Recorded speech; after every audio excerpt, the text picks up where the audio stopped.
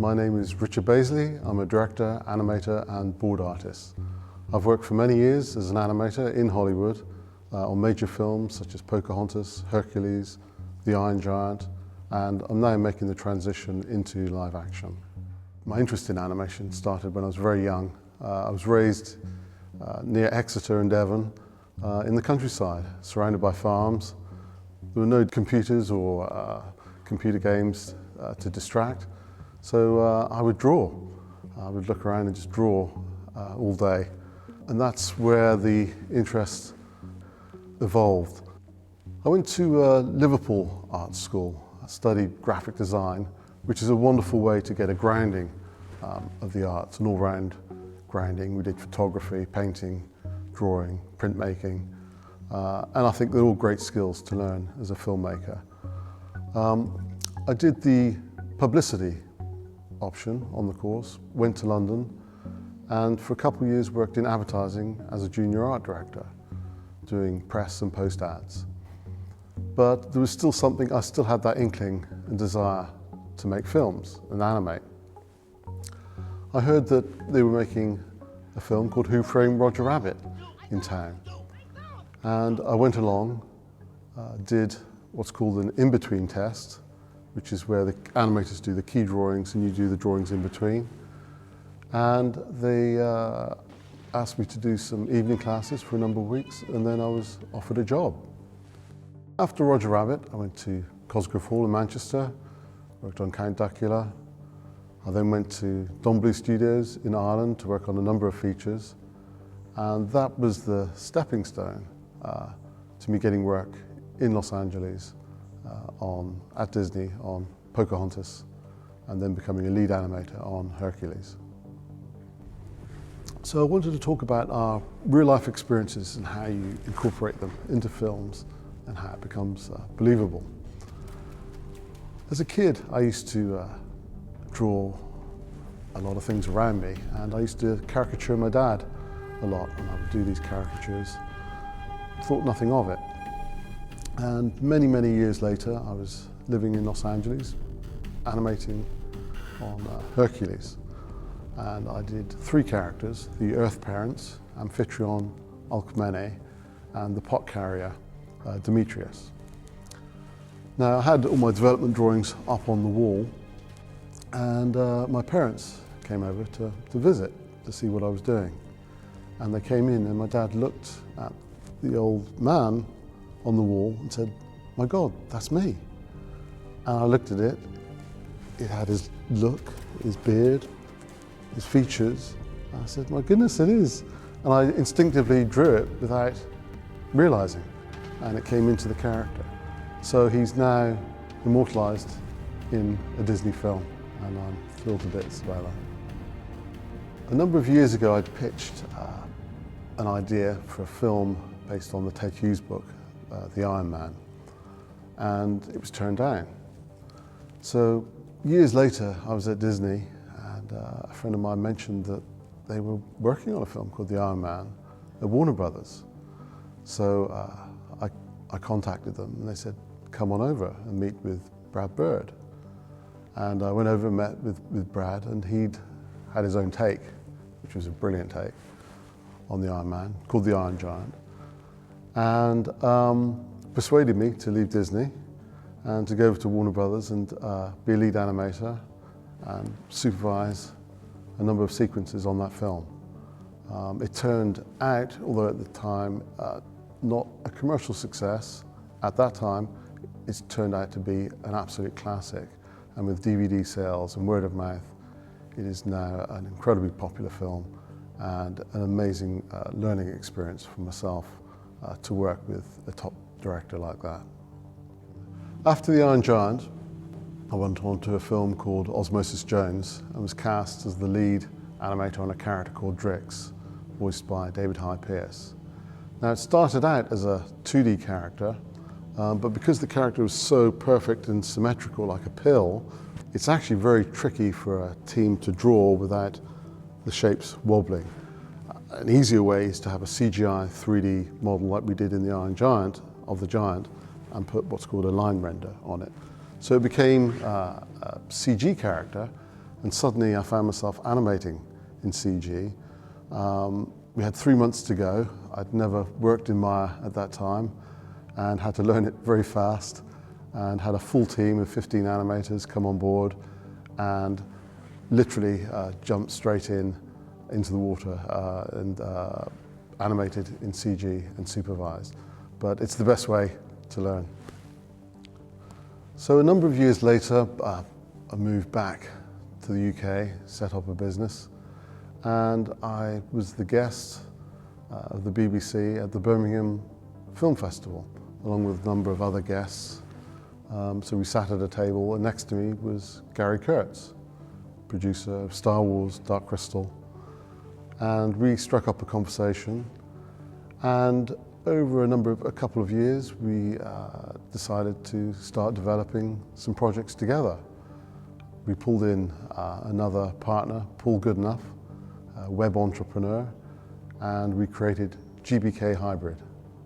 What's interesting is I've always had an interest in live action and hybrids of animation and live action. One of my favorite films as a kid was Jason the Argonauts, the marvelous work of Ray Harryhausen, the skeleton fight, which took 6 months to make. Incredible stuff. So I had this interest in Disney, in the animation. I had this interest in live action. So it's always been there. And as I came back to England and set up my business, the opportunities have arisen for me to explore that area. So it's not a complete shift in direction, it's just an extension. I will still do animation and animated projects. We've got a wonderful animated musical called Offbeat as part of the GBK Hybrid slate.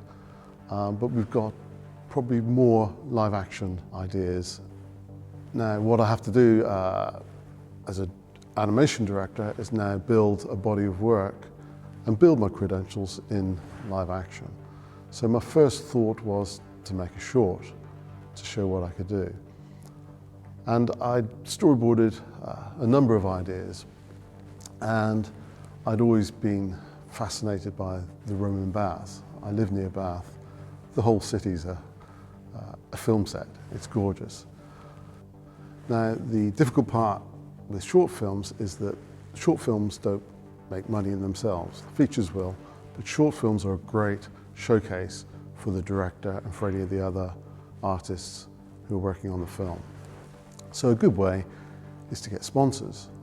So in this case, we had a short film that worked as a short film by itself, but it also worked to promote Bath, and Bath Tourism were very up for putting it on their website. They helped out with the sponsorship, as did a number of other companies. Without all these sponsors, it could not have happened. Once boarded it, we needed to look at a crew and a team and how to pull that together. Now, I'm a board artist, animator and director, but I hadn't produced, and certainly not line produced. That's a whole other skill, so I had to bring in another team of people to help. One of those people was Nyasha Hatendi, an actor and producer. He in turn brought in Joe Buckman as a line producer, and in turn they were able to bring in the whole team to work for me to make this happen. Another key factor was the main actor, Mingus Johnston, a friend of mine I'd met a number of years ago. So Mingus came across to the States, and I was able to introduce him to a number of contacts and set him up to do an interview on what's called LA ArtStream, an art program on the web where they interview directors, writers, and artists. So I did him a favor and thought nothing of it. So years later, when I'd storyboarded this idea for this centurion, large soldier type, I thought of Mingus. He's a boxer and boxes with a friend of mine. Showed him the board, and he returned the favor and took on the role, and I was delighted. So I'd completed the storyboard, pitched it, got a crew together. We were all ready to make it, and I got an email from the Roman Baths with a small issue. There's a bug in the water, so we're not allowed to film an actor in the water. And the whole idea is that the actor needs to be in the water. So we then had to find a solution to make the film. So one option was to look at follies around the country that looked something like it and intercut it. We looked at a few locations, but they weren't close enough. So the other answer was to do green screen. So what we did was shoot plates at the Roman baths from the board, so we've got everything worked out. Then we could shoot Mingus. We shot him at another location, the Bath Thermae Spa, which is a smaller contemporary bath spa just down the street, where we could drop in the green screen, film him, then later we were able to composite it together. Well, they say never work with children and animals, and here in my first short, we have children and animals. But it was great. For the eagle, there's only one eagle in the film, but we filmed two for a good reason. We filmed the male eagle for the flights, for the flying. He would fly on command, the female wouldn't. So we would film her for the close-ups because she had this beautiful coat. It looks like it's painted on. Again, filmmaking is a collaborative process, and as we were finding the cast and people, at the end of the film I wanted to have this little dog, Jack Russell, because it would be a great contrast, this big soldier to this tiny little dog. Luckily, a friend of a friend had a little dog. Whatever it takes to get the film to happen. So filmmaking is a collaborative process, whether animation or live action. I have my skill sets that I've learnt in animating, storyboarding, and as a director you can step back and look at the whole picture, the whole story.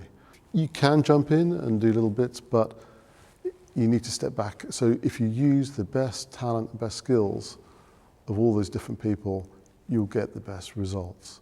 And it's just spectacular what you can get working with great people. Different directors have different skill sets in what they do and what they like.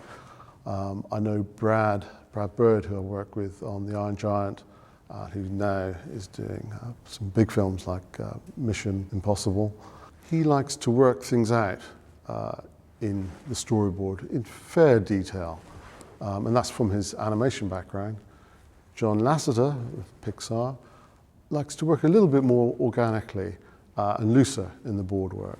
So they all have different approaches, and none are right or wrong. It's just a different approach.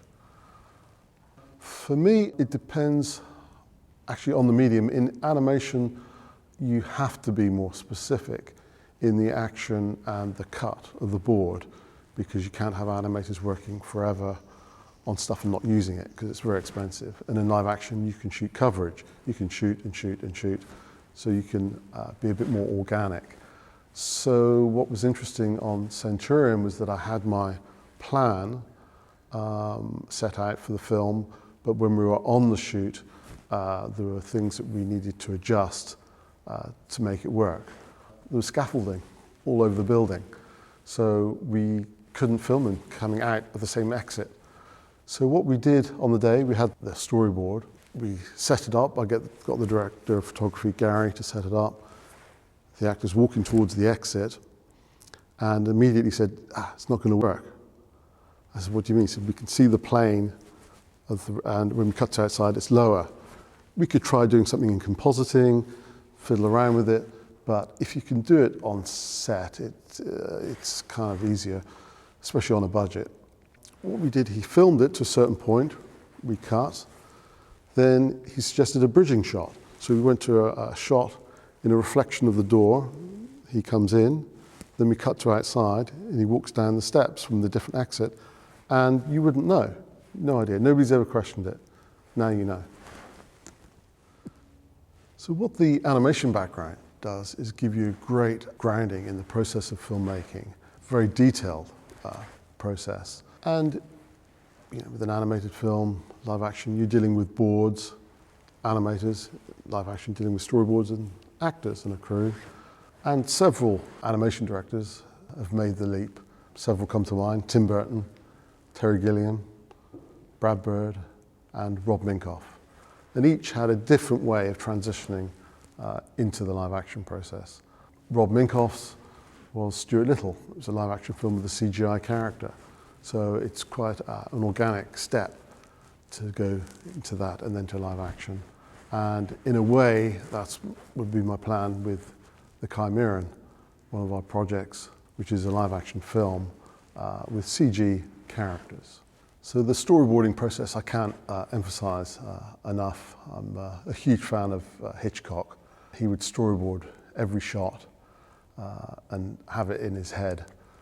Also with Hitchcock, you had the wonderful graphics and production design of Saul Bass. And for one of our projects, I See Spiders, I wanted to sort of give it some of that flavor, and have been working with a wonderful graphic artist, David Daniels, who's doing some experimental work with painting on glass. And to that, we've put a spectacular piece of music by John Koutsoulinis, our composer. What you will see is a step in the process on one particular idea. We will do several, but this is the first one. So with all these films, pre-production is key. Developing your ideas, backstory, designs. And interestingly, having worked in advertising in my early years, it was all about ideas. The drawings we did were very rough. It was all about ideas. So it was a really good training for that process. So I'm always having ideas for films, and the best way is real life, to look around you, what's happening in your life, talk about what you know. And there was something very personal happening in my life with my father, who had Parkinson's. It was cathartic. I started writing about what was happening to him, his hallucinations, and how he was dealing with it. And this organically led to developing a script. It was a way I could deal with it. It's not a documentary in any way, but there are elements of realism in there that you will feel in the film because they're real. So films for me, even if they're science fiction or fantasy, work if it strikes a chord with you. Normally it strikes a chord with an audience if they relate to it. If they relate to it, it's something that has happened to them in real life.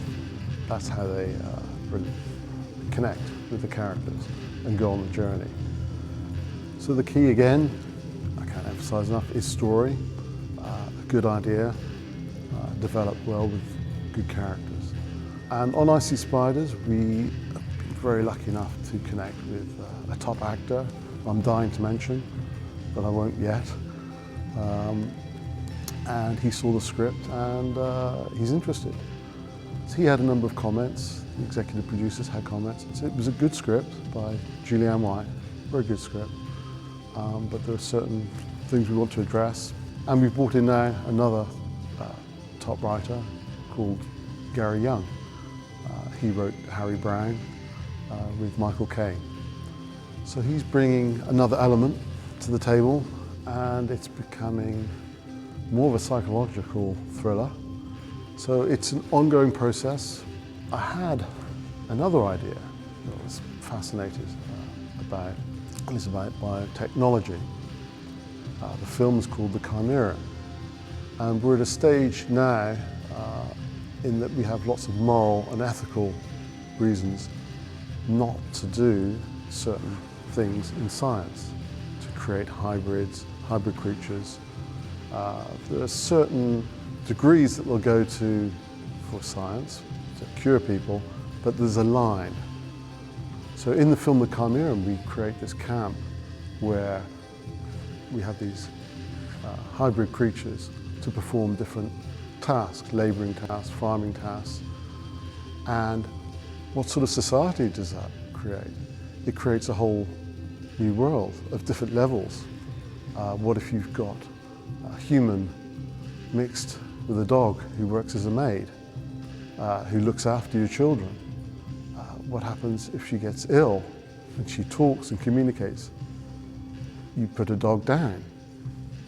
Do you put a hybrid down? It creates, it may seem a little far-fetched, but it's not as far-fetched as you think and is in the near future. So with a film like this, it's not just science fiction, it's taking the science and then creating a story around it and asking questions ourselves and parallels with even our history, how the rules have changed over the years, rules with slavery, what's allowed, what's not allowed, what was illegal is fine now. Homosexuality was banned and illegal in many countries. It's not a problem now, it shouldn't be a problem. So what happens, it's an organic, shifting world. So the Chimeran asks these questions. At one level, it's entertainment. At another level, it poses the deepest philosophical questions you can ask. My interest is in the films that do pose questions and delve a bit deeper. Others just take you on a roller coaster journey. But with some of the films that we're creating, I want to pose those questions. We've worked with several great visual development artists. One is Ryan Fairchild, who's worked extensively in films and games. And although I draw and paint, boy, does this guy draw and paint. He can paint very detailed artwork to the likes that would take me years to draw the way he does in that style. So as a director, I delegate that to the visual development artist who is dedicated to doing that and has become the best in that field. So you'll see a clip of visual development by Ryan and some other artists for the Chimeran, again to wonderful music by John Koutsalinnis, very haunting piece of music, and it will give you a feel and flavour of what the film will be.